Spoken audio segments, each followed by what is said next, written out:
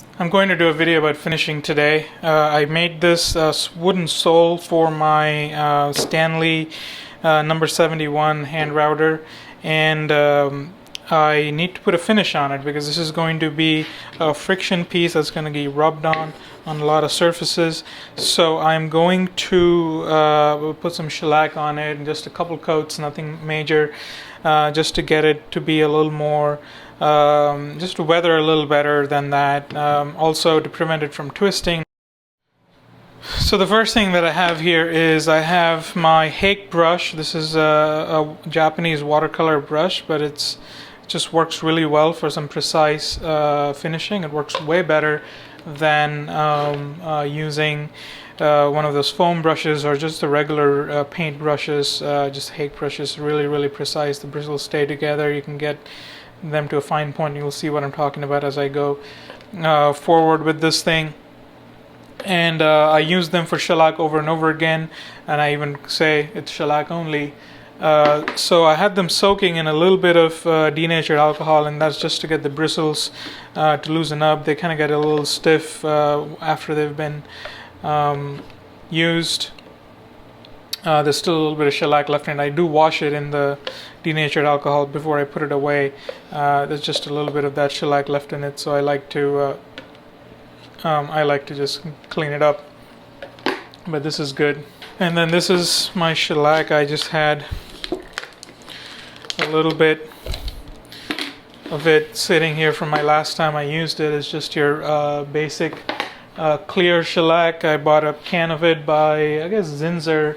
And I've used it for several projects here, so it works pretty good. So what I'm going to do here is just quickly, very evenly, let the brush soak up the shellac a little bit. Of course, if you really want to see it done very well, talk to Paul. Look at Paul Sellers' video. But I'm still learning this process, so what I'm going to do is, trying not to get some runoffs, I'm going to get the bristles right to the edge, get that little thing off, right to the edge here, and pull. So I'm not getting any runoffs on this back side, on the end grain there, and pull. And then I start from this side, get some more shellac.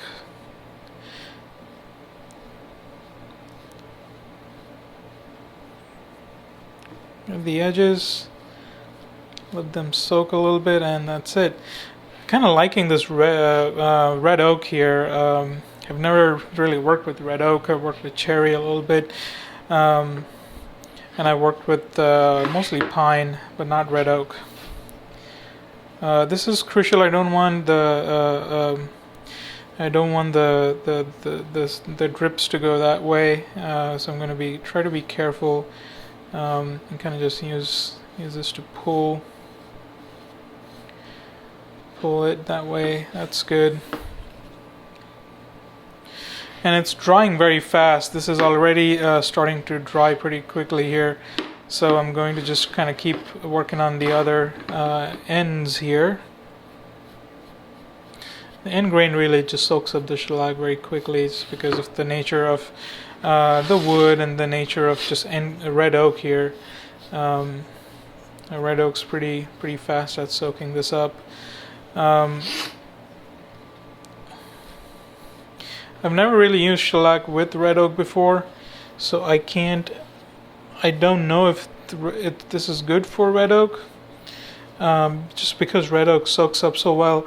I'm going to link to a video in the doobly-doos there in the descriptions on this video by a shipwright who tested red oak with white oak and just showed how quickly red oak will soak in liquid. Just a very informative video just to see how fast red oak is at soaking the stuff up.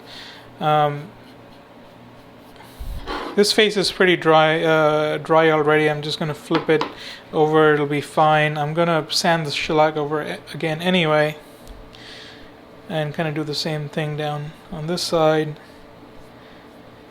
not letting it run over the edges. Just gonna be trying to be careful there. Don't need very much shellac for this. This is very easy. The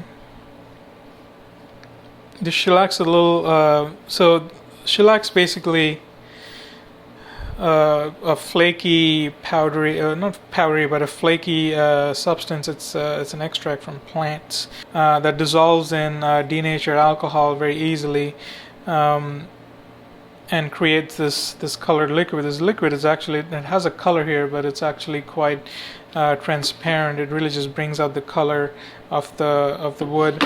If you've seen my previous video on the 3 woodworking projects that I'd done in a woodworking class last year, I'll link to that up here.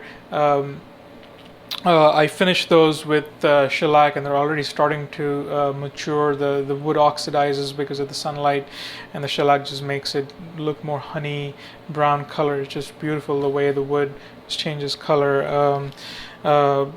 Very wabi-sabi in that way. The shellac just helps the wood get its natural colors with time, in a very elegant, beautiful way, without it looking too overly done. Doesn't look too distressed, or distressed at all. I think it just adds that really good character to it. So I did the bottom face, and that's starting to dry.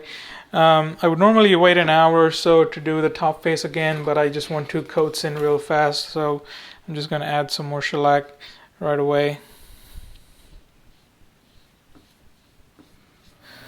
Okay, so I've done 3 coats of shellac on this thing and let it sit for a couple hours. Had my dinner, came back.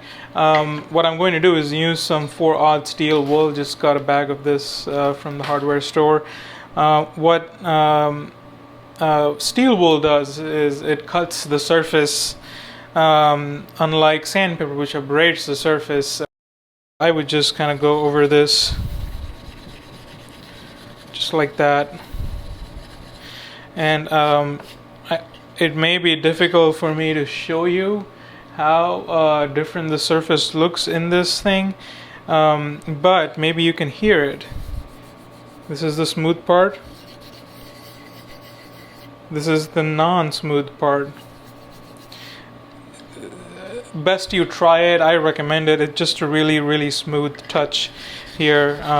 But Paul Sellers does this thing on most of his furniture, and that's where I learned it from, one of his videos.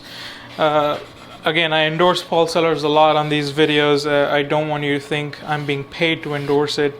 I am not being paid to endorse it. I just think his resources are just fantastic. I do subscribe to his masterclass on his website, woodworkingmasterclasses.com, and that's where you would go to see one of these videos, and you can see it as a free member as well. He's done a finishing with shellac video on a tool chest, but I'm a paid member there, so I watch his videos that come out regularly. But anyway, I'm endorsing him, I'm advertising for him just because I think he's an excellent resource. That's all.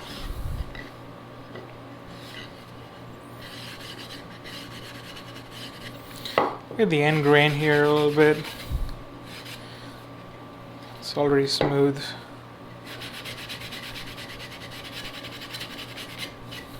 But I'm going to use the steel wool to apply this furniture polish on, and that's because it cuts the surface. It gives it an even application, and you will see what I'm talking about. I can just go in any direction.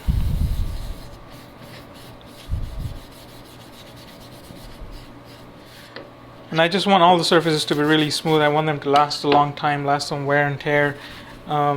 And that's why I'm putting the extra step of furniture polish on. I probably won't need it for something like this. And this is something that I've done on some of my other woodworking pieces. And just like you're shining a shoe, grew up shining my own shoes for school. Had to have a shoe shine for school. So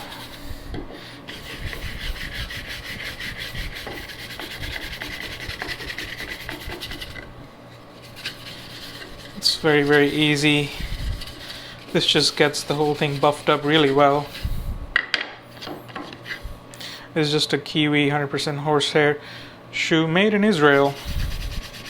Yay, globalism.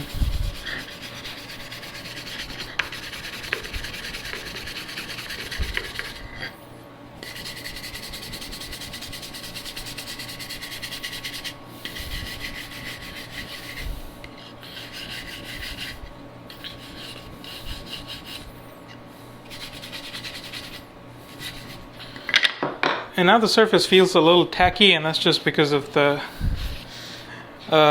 furniture polish. So what I'm going to do is just kind of buff it up with some cloth, and this is just a t-shirt material cloth. There you have it. That was the router done. Quite happy with the project so far. I just have to make sure that the bottom remains fairly parallel and flat and true, and that the accuracy of my projects will depend on that. I have an announcement coming up on Monday. Look forward to that. And in the meantime, like and share this video if you found it enjoyable. Tell your friends. Have a good weekend, and I will see you soon.